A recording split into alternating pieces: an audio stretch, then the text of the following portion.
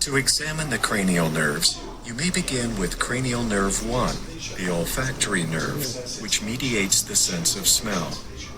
If you do assess its function, first be sure each nasal passage is open by compressing one side of the nose and asking the patient to sniff through the other. With his eyes closed and one of the patient's nostrils occluded, pass a mildly aromatic and familiar substance, such as vanilla, clove, cinnamon, or coffee, under the open nostril. If the patient detects the smell, ask him to identify it.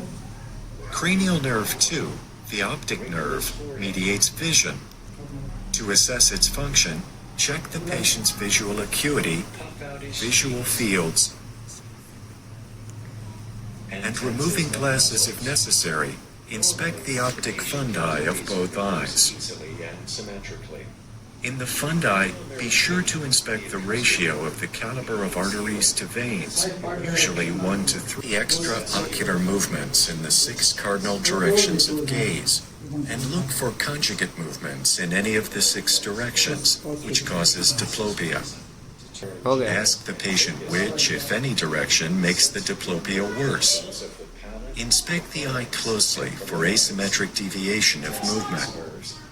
Determine if the diplopia is monocular. Temporal and masseter muscles, in turn, ask the patient to clench the teeth. Note the strength of muscle contraction. Then ask the patient to move the jaw from side to side. The sensory portion of the trigeminal nerve has 3 divisions: the ophthalmic, maxillary, and mandibular trigeminal nerve. Explain to the patient how you will assess for pain. That is sharp. Okay. With the patient's eyes closed, test for pain sensation using the sterile sharp end of a broken cotton swab stick or some other suitable sharp object to stimulate the patient's forehead and cheeks at the points indicated. Occasionally, substitute the dull end for the sharp one as you test scattered areas. Compare symmetrical areas on both sides of the face. If you suspect an abnormality, confirm it by testing further for temperature sensitivity by using 2 test tubes filled with hot and cold water.